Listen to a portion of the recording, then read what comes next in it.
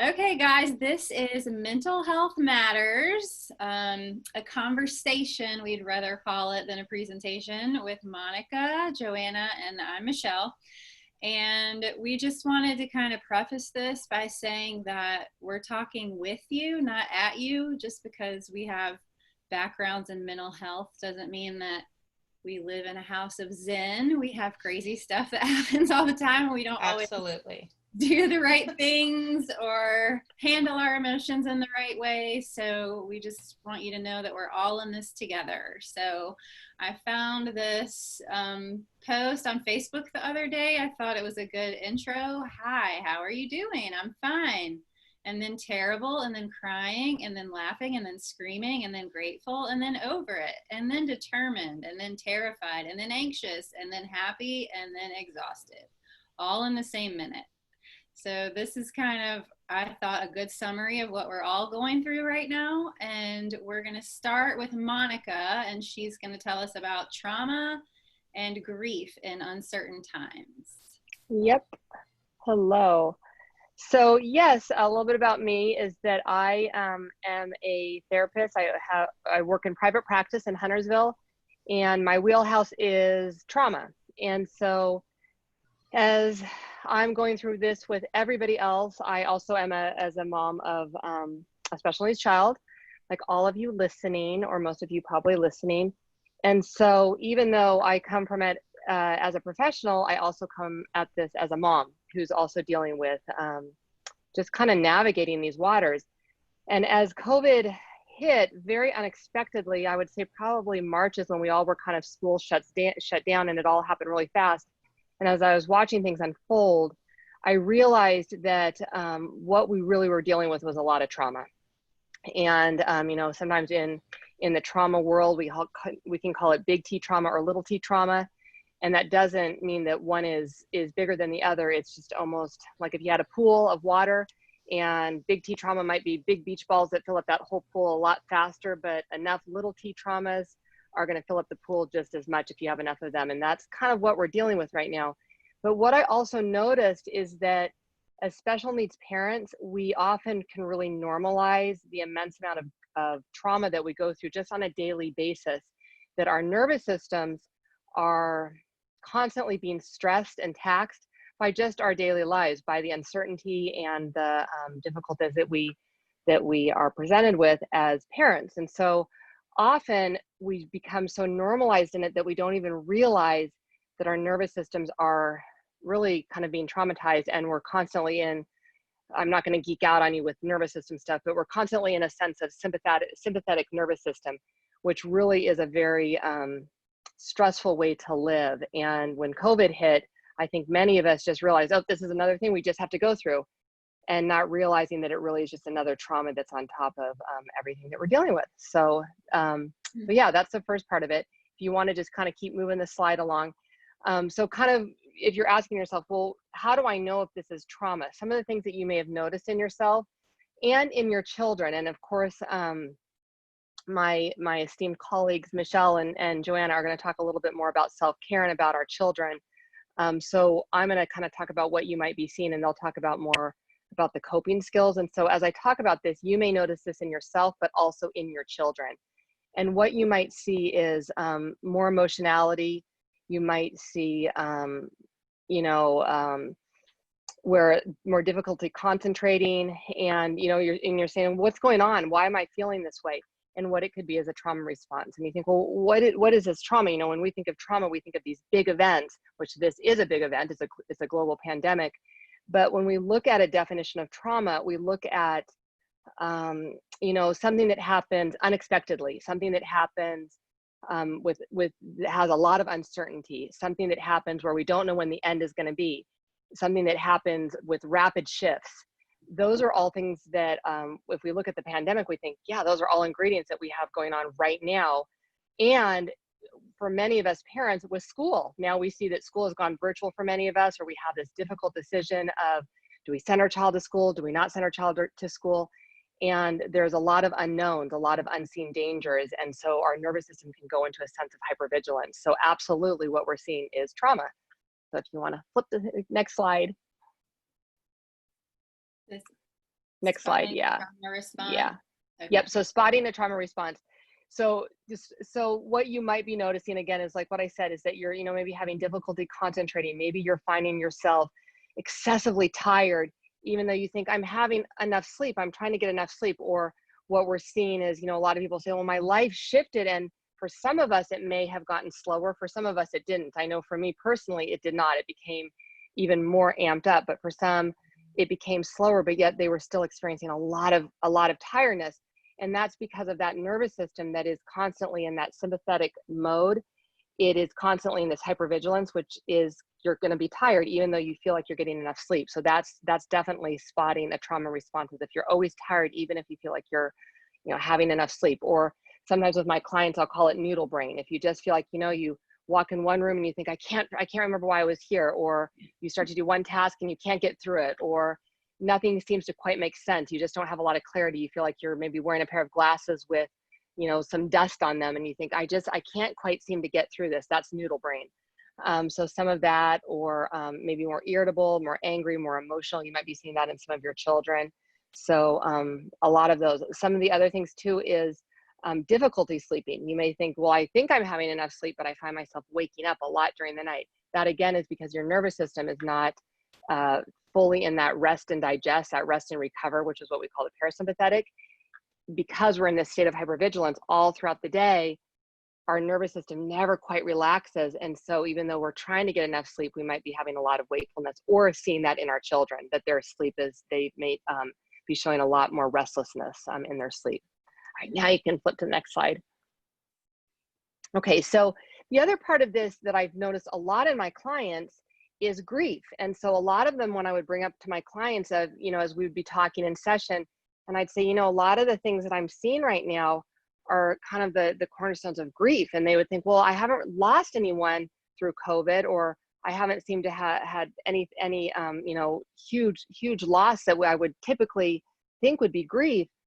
But we're seeing a lot of things that look like grief. And so to really kind of take a closer look at what grief is, and grief really is any kind of losses in our lives that were unexpected, or even that were expected, but were anticipated, and we were kind of building up with that hypervigilance. So that can be grief as well.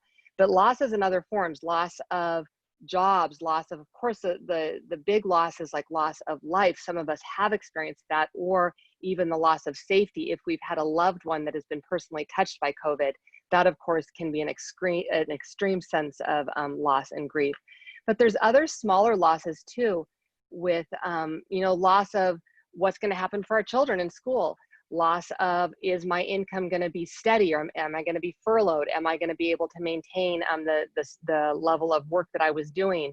Even safety around, can I go to the grocery store and bring my children? If we've got a child that has compromised immunity, we're dealing with a virus now that's unseen, but yet is very dangerous. Or, so again, that loss of even knowing what is real and what's not real. If we're watching too much social media, and, on one end, we'll hear someone saying it's not real at all, and then someone else saying, we're not safe at all. That can be even a sense of grief too.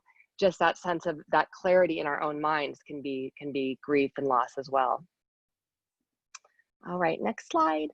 Okay, so now with all of this, what do we do? What can we do about all of this? So trauma first aid is what I work with a lot of my clients. And how do we handle what we're managing? And so one of the things is to look at that within trauma, just as if you experienced a wound, you would administer first aid. Well, trauma is the same kind of way. And how can we do that? So some of the ways that we can do that, the first thing is to start to reframe your situation. One of the things that is really important is kind of, no matter where you are on the spectrum with getting together with loved ones and kind of creating your bubbles of what's okay and what's not okay, is that absolutely our social lives have been impacted.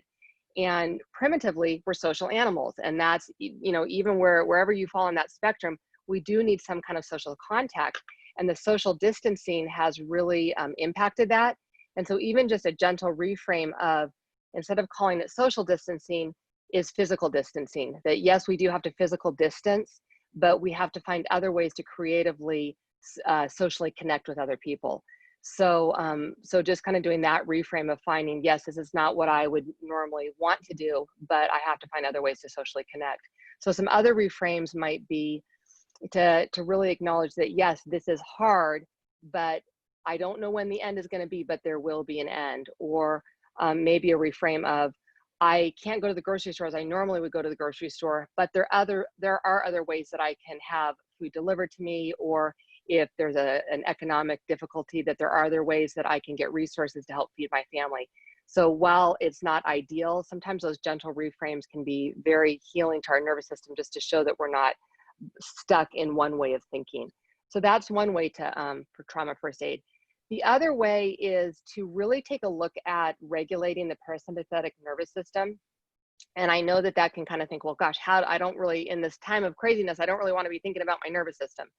And so you don't need to think about it, but you do need to acknowledge that our nervous systems are really being impacted on a day-to-day basis. And again, as special needs parents, we can tend to normalize what feels like always a state of stress, but really that is not a state where we can be our best. And so this extra layer of trauma with COVID, our nervous systems really do need to have ways to regulate.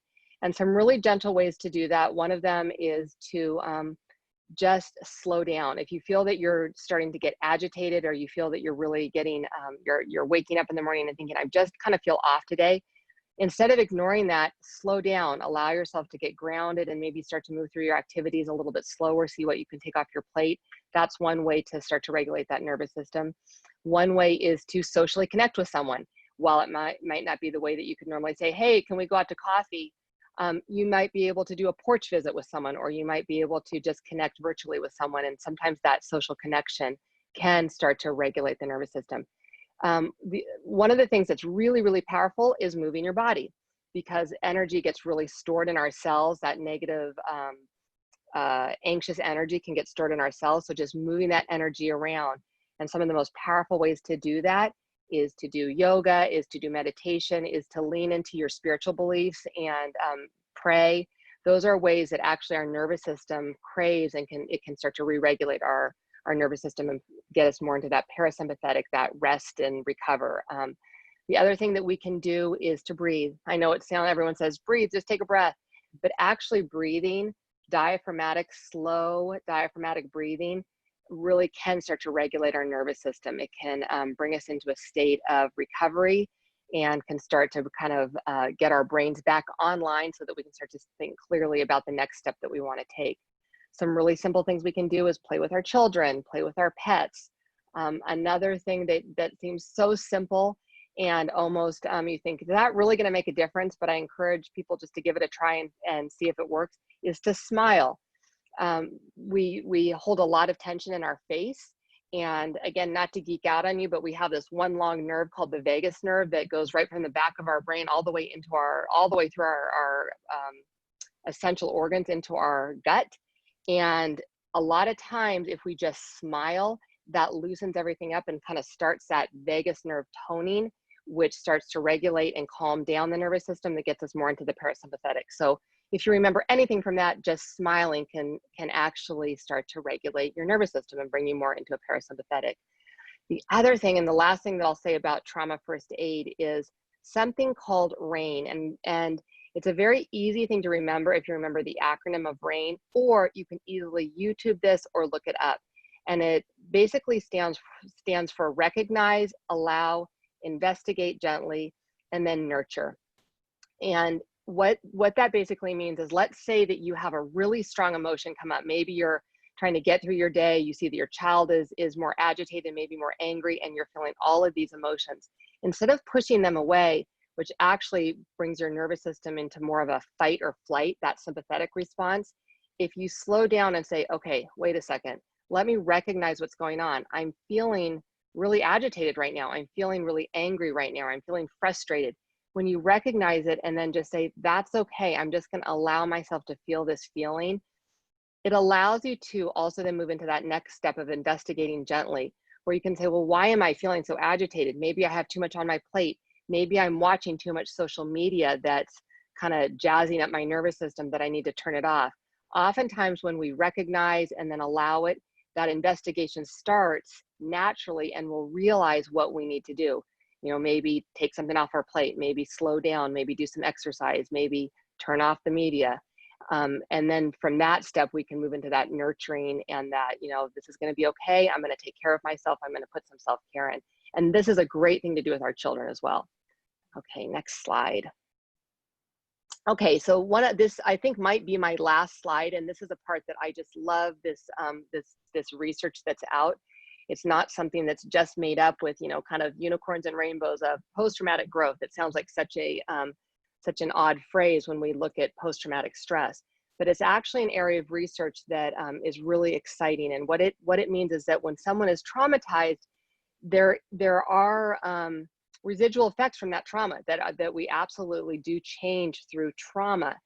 And the research that is out now is that through trauma, if we recognize the trauma and acknowledge and honor the trauma, but then allow ourselves to move into a place of, again, investigation and growth and finding meaning in our experience, we can move into a place of post-traumatic growth and where we can find deep meaning and change. Because truly, even through this COVID, I think we've all heard that phrase that we will never have the same normal that we had pre-COVID.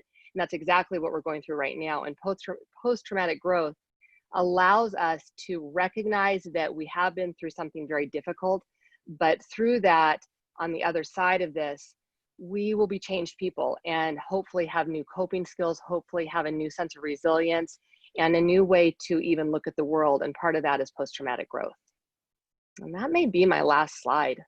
Yeah, it is. I feel like I fire hosed everyone with information. So I'm going to pass, I'm going to pass the baton.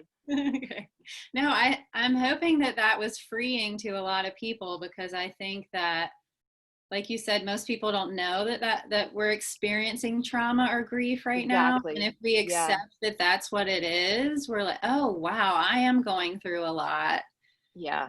And you'll be kinder to yourself if you know that that's what you're dealing with. Yeah. So. Well, and that self-kindness is actually, while so many of us can kind of try to muscle through and think, oh, do I really need to be kind to myself? Well, of course, because we would always be kind to our children or to a loved one. And there can be tremendous healing and resetting again of that nervous system just with that simple kindness to ourselves. We can almost take a breath and say, oh, I think I can get through just the next 10 minutes. And that just builds upon itself. So kindness to ourselves is so important. Right. And I've heard talk to yourself like you would talk to one of your friends, you know, when somebody else comes to you asking for advice and you're all upbeat and positive about it, say those same kind of things back to yourself. Yeah. Yeah. You know, and the other part that I didn't put a slide in, but just really quickly that I really feel that's very important to talk about is this concept of toxic positivity. And I know that can kind of be something that a lot of people think, oh, that sounds a little bit, they may not want to embrace that, because a lot of times on social media, I hear these things that are coming across of be a good role model for your child, or we can get through this. This is going to be wonderful. And that's why I love post-traumatic growth, is that it acknowledges that there's been a trauma. It acknowledges the hardship, and it doesn't just push it away. And I think oftentimes when we have this false positivity, it doesn't acknowledge the hardness that we've been through, and then allows us to move into a natural resiliency, a natural compassion and kindness towards ourselves, versus just kind of forcing this silver. We have got to see a silver lining in everything. Sometimes we need to just acknowledge that it's hard. This is hard. Right. Right. Thank you. That was awesome. That was awesome, Monica. All right. Now, Joanna is going to talk to us about child-parent relationship training. Yes. Hello. I feel like we had discussed this earlier when we spoke briefly, Michele, Monica, and I, about sometimes we feel like a little bit of a hypocrite. Here I am teaching about child-parent relationship, and, you know, especially in a time of a pandemic or some trauma, it's hard to make our relationship with our children such a priority. So a little bit about me. I'm in my last year of grad school. I'm actually starting my internship at Southlake Counseling in Davidson, and my focus is play therapy. So working with children ages 3 to 10 who have a history of trauma, abuse, neglect, play therapy, and then working with some adolescents, group adolescents, a lot of DBT work. But my favorite part so far I've learned is this child-parent relationship piece. So CPRT, we call child-parent relationship, and it's been something that's I have really gravitated towards. And I have 3 children. I also have one. My oldest has Down syndrome. So we know all these things as a parent that we kind of just learn along the way. But this was just so important to me because I'm continuing to learn new things each and every day.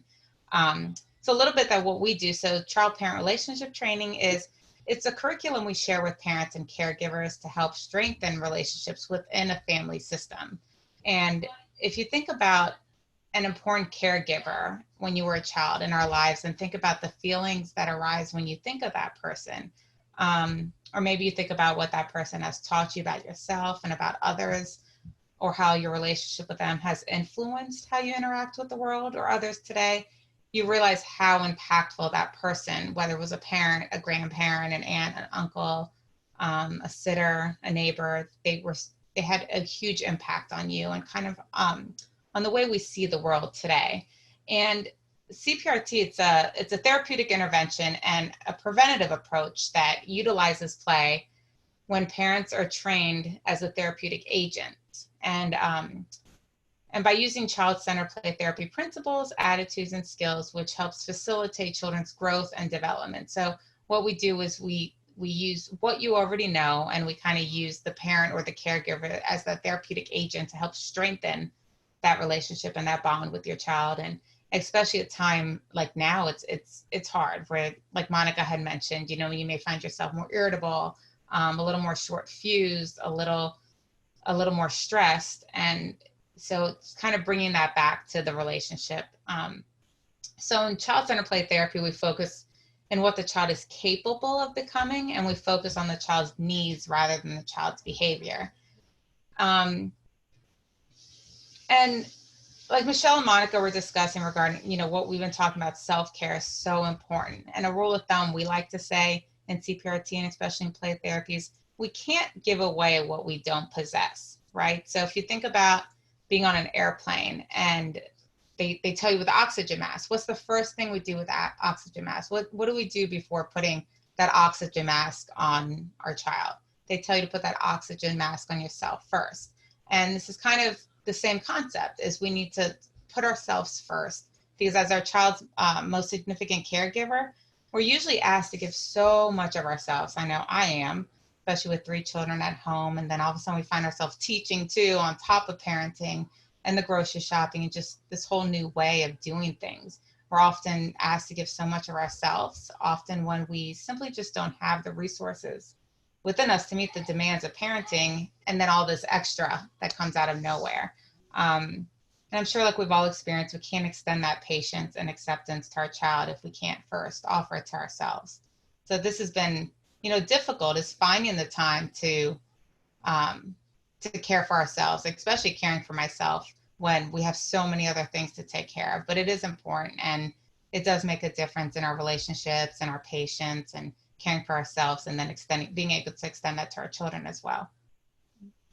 So the next slide, we also kind of compare it to thermostat and a thermometer, right? So the temperature on a thermostat, if you think about it, gradually increases and decreases, unlike the temperature on the thermometer that drastically spikes or it drops. So being able to reflect and respond to our children's thoughts, feelings, and needs, it really creates an atmosphere of understanding and acceptance for our children, and helps prevent problems as well. So it's easy to say, let's respond to our children rather than reacting. But again, it kind of all snowballs if we're not taking care of ourselves first. We snap, and I'm no angel. Even having these therapeutic tools in my back pocket, it's very easy to snap. And when there's so much uncertainty and so much unknown, but being able to respond rather than reacting to our child. And we have to remember they're experiencing the same trauma we are right now. So there's a lot of unknowns. When are they going back to school? What's going on? When will they be able to see their friends again? Why haven't I been to a store? So we have to kind of remember they're experiencing the same trauma, maybe in a different way, but they are experiencing the same trauma just like we are. And we all blow a fuse. We all kind of snap in the middle of, irritability and our patience runs thin and some behavior issues. And what my favorite line is what's most important may not be what we did, but what we do after we have already done it. So what this means is we're all certain to make mistakes, but we can always recover from it. It is how we handle our mistakes that make the difference. And by repairing what we have done after what we've already done, we were able to offer our children a model of how to repair relationships. I know I've been quick to kind of snap, yank the iPad, screaming out, go to your room, but I always make sure to go up there and say, Eliana, I'm sorry, I should not have yelled at you. That is not how we, I was under a lot of stress myself, but that's not how I should have handled things. That's not how mommy should have handled things. And I am sorry. And I'll try to do better next time. And that is really what children remember, is what we did after what we've already done, because mistakes are going to happen and we're going to make mistakes, but it's modeling to our children how we repair those relationships and what we do afterwards. And it sounds simple, but it is actually very difficult to do, is the power of reflecting feelings. So being able to reflect a child's feelings can be empowering, and it also conveys that I'm here, I'm listening, I understand, and I care. In our society, we're not usually taught that it's okay to express feelings, to show feelings, to acknowledge feelings, but just being able to say something as you are really angry right now, or you're really sad, you're disappointed, you're very confused, you miss your friends. You'll see kind of that light bulb in children's face, but yeah, I am confused, or I do miss my friends. And it acknowledges, it reflects their behaviors, thoughts, needs, wishes, feelings, and without asking questions really is what's most important. So instead of saying, are you missing your friends? Typically, if you have enough to ask a question, you have enough to make a reflection. So just saying you're disappointed right now, instead of asking if they're disappointed, is really empowering. And trust me, children will correct you if you're wrong. I've many times in sessions or with my own children, I've said, wow, you're really angry. No, I'm not angry. I'm sad. So children will correct you, but being able to reflect something that you may be reading on their face, an emotion, shows them that you're really trying to understand them and you're really trying to listen. And it does help with behaviors. And it also helps strengthen that bond between the both of you, because you're just being present in the moment, which is huge for children and hard for us to do in our very busy lives. Right. So yeah, here when we usually say 10 words or less, as parents, we typically tend to kind of over explain things to our children. And typically if we try to keep, especially with our children who, some of our children may be more nonverbal than others, facial expressions and your verbal tones are huge and do need to be congruent with our words. And that can reassure our children and makes them feel secure as well. And especially, I've seen that more with Tristan, my oldest, who has Down syndrome. It's like, I need to be, face to face with him and say, I'm really sad you did that right now. And he could see on my face that it's sad, so it's matching my words. But usually if we go over the 10 words, our kids have tuned us out at that point, whether they're typically developing, non-typical developing. If it's more than 10 words, they've typically tuned us out. So we typically try to keep it under 10 words or less. It's helpful. They'll get the meaning behind it, as opposed to us just kind of them checking out. So keep it short and simple when explaining. The verbal tones and your facial expression matching your words is big. So this, I will have to admit, this is probably one of my own personal challenges I continue to struggle with.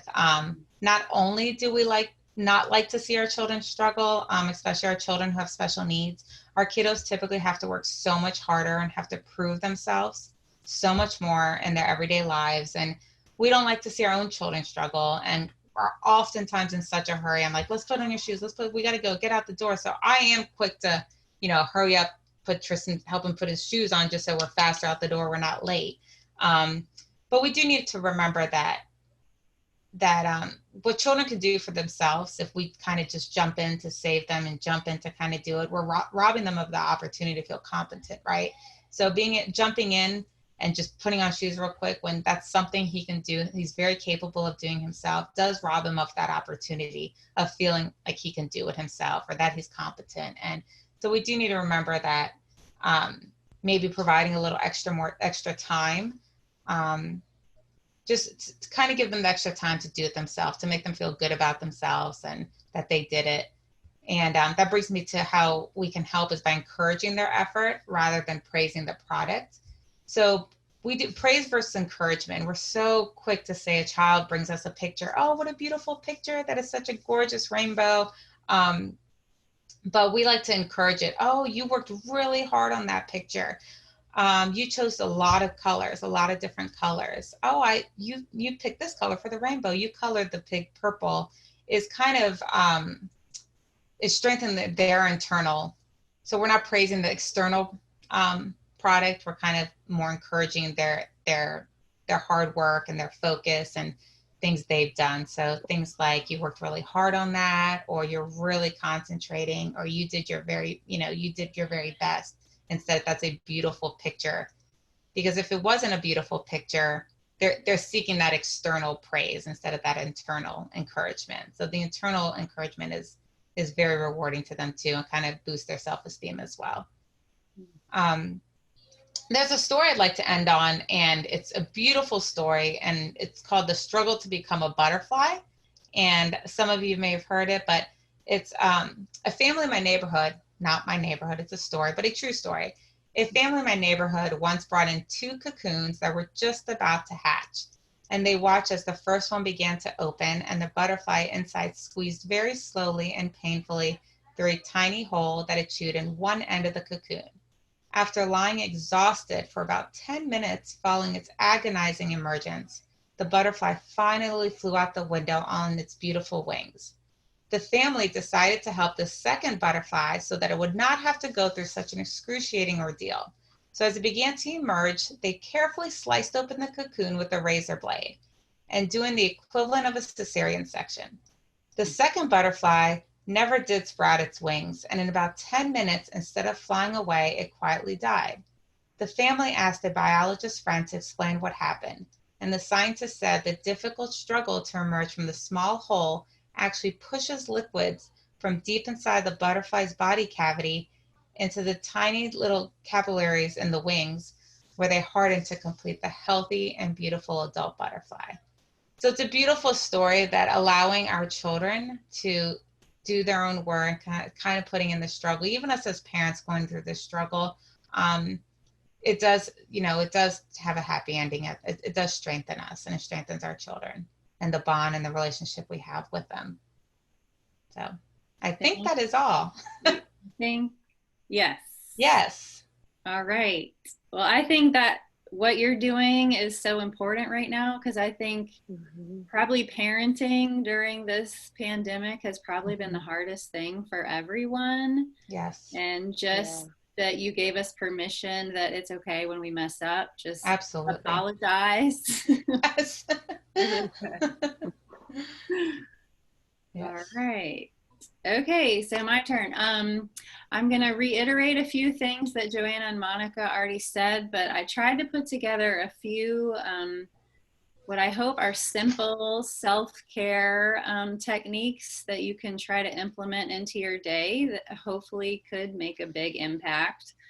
And was going to start out with Chris. I think our faces are probably covering his full picture. But anyway, you may have seen interviews or articles about him. So he's training to be the first person with Down syndrome to do an Ironman. And he gives talks about his 1% philosophy. And his coach was saying, improving by 1% each day, if you do the math, that means he'll be 100% better in just 4 months. So I think that right now, with everything that's going on, we need to set 1% goals for ourselves and not be down on ourselves or give ourselves a hard time if we feel like we didn't accomplish enough in our day. with all of the unknowns, and we can't really have control over a lot of things, it makes it difficult for us to be our best self. So in this Maslow's hierarchy of needs, at the bottom, it lists your basic needs of security and safety, and physiological needs: food, water, warmth, rest. So that's kind of where we're all at right now. We just need to be safe and secure and healthy. And it's close to impossible for us to move up to be our best selves because of all these things that are out of our control. So like I said, I'm just trying to keep it simple so you can add little things to your day. I've been doing these charts with my group of adults with Down syndrome, and we try to do one thing in each category each day. So for others, we know that when we do something nice for someone else, it makes us feel better, even though that shouldn't be the motivation for it. But a random act of kindness, or just a thank you or an apology, a nice note or a compliment, just little things. In your environment, I'm probably self-diagnosed OCD, so I love cleaning and organizing and purging things, but whatever makes you feel comfortable in your environment. And it doesn't have to be expensive. Just rearrange some furniture, or put some different pictures in picture frames, or if you prefer to work outside, spend time in the garden or doing yard work. A lot of us know what's healthy for our body: walking, working out, running, healthy meals, drinking water, and good sleep, although sometimes those are hard to do. And healthy things for our mind are probably what we're most unfamiliar with, but just having quiet time, sitting outside, reading. You don't have to read a whole book, just read a couple pages. I'm going to go into some mindfulness activities like breathing, grounding, and meditating, or just listening to music. So just find what works for you. Some mindfulness things that I was going to go through: breathing. So there's all kinds of different breathing techniques. You can Google it. There's every shape: circle breathing, square breathing, star breathing. This one's triangle breathing. And you literally just follow with your finger and breathe when it tells you to. It just makes you focus on what you're doing. Something I've used with the adults that I work with are the flower and candle breathing. Breathe in like you're smelling a flower, and breathe out like you're blowing out a candle. So just kind of pick what you feel comfortable with and what works for you. Grounding. So this is really good when you're having noodle brain, like Monica was talking about. If you're finding yourself walking around your house and walking into a room and then you forget what you went there for, just to sit down and take a moment and really bring yourself back to the present and your surroundings. So it says, look to find 5 things I can see, and literally just look around wherever you are. 4 things you can touch, 3 things you can hear, 2 things I can smell, and 1 thing I can taste, which might be a little bit difficult. But then there is progressive muscle relaxation. And I did want to add about mindfulness. A lot of times when you hear people talk about it, they'll call it mindfulness practice, because it is something that you have to practice at. You know, there are some people that are really good at meditating 15, 30 minutes, however long, but just start for 1 minute. Don't be too hard on yourself. Again, 1%. Progressive muscle relaxation. It could be something as simple as squeezing your fist for 5 seconds and then relaxing your hands. You could squeeze your face like you just bit into something sour and squeeze all the muscles in your face and then slowly relax them. Or you could go through the whole body progression and start with your feet. Squeeze your feet muscles for 5 seconds and then slowly relax, and then move all the way up to your head. Practicing gratitude. I should have said at the beginning, so don't pick something that is going to make it more stressful for you. If you're not into journaling or writing, don't say that you're going to write in your gratitude journal every day. Don't set yourself up for failure. Just do 1%. Say, I'm going to try to do it once a week. You could write 3 things that you're thankful for that happened in that day or in that week, or something positive. A good activity to do with your family would be make an A to Z list. So go through the whole alphabet and then come up with 1 word for every letter of something that you're thankful for. So you could do that once a month maybe, and then compare the list and see how things have changed. Gratitude meditation is while having quiet time and doing breathing, visualize a person that has done something kind for you and notice how your body feels about that kindness and feeling gratitude towards them, and then thank them in your mind. And also, don't forget about yourself. Show gratitude to yourself. I found this on Instagram, one of the people I follow, called the Well Done game. So she was saying, for the next hour, say well done and fill your name in after everything you do. So well done, Michele, for making coffee. Well done for not losing your mind when your kids were fighting.